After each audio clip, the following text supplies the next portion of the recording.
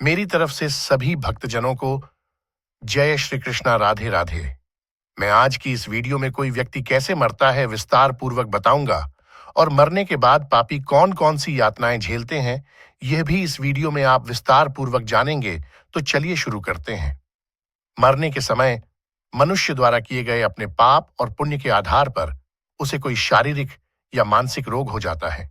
उस व्यक्ति का भोजन कम हो जाता है, सांस लेते समय आंखें उलट जाती हैं, नाक कफ के कारण जाम हो जाता है तथा कंठ से घूर घूर की आवाज आने लगती है।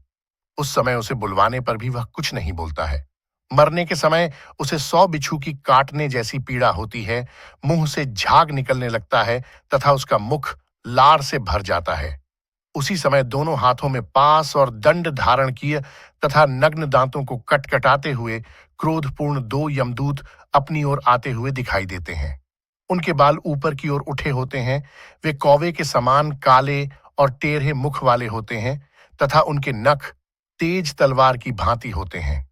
उन्हें देखकर मरने वाला प्राणी उन्हें देखते ही मल मूत्र कर देता है। तब उसे यमदूत अपना पास फेंककर उसके शरीर से उसकी आत्मा को निकाल लेते हैं और उसे यम मार्ग की ओर लेकर चल देते हैं।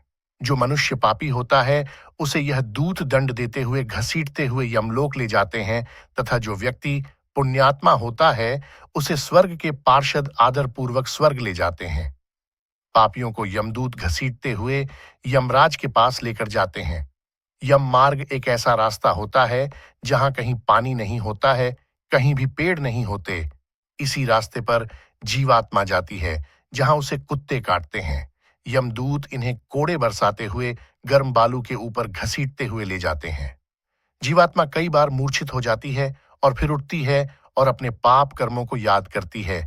फिर दुख को झेलते हुए वह यमदेव के पास पहुंचती है। यमराज के विशाल और भयानक शरीर को देखता है और डर से कौप उठता है। तब यमराज यमदूत को फिर से आज्ञा देते हैं उस जीवात्मा को फिर से उसके मृत स्थान पर ले जाने के लिए। जब वह जीवात्मा फिर से इस स्थान पर आता है तो वह फिर से अपने शरीर में जाने की चेष्टा करता है, पर यमदूत उसके गले में फंदा डाले हुए होते हैं जिससे वह नहीं जा पाता है। उसे भूख और प्यास बहुत सताती है और वह रोने लगता है। तभी उसके पुत्रों द्वारा अर्पित चावल की खीर प्राप्त होता है जिसे वह खाता है।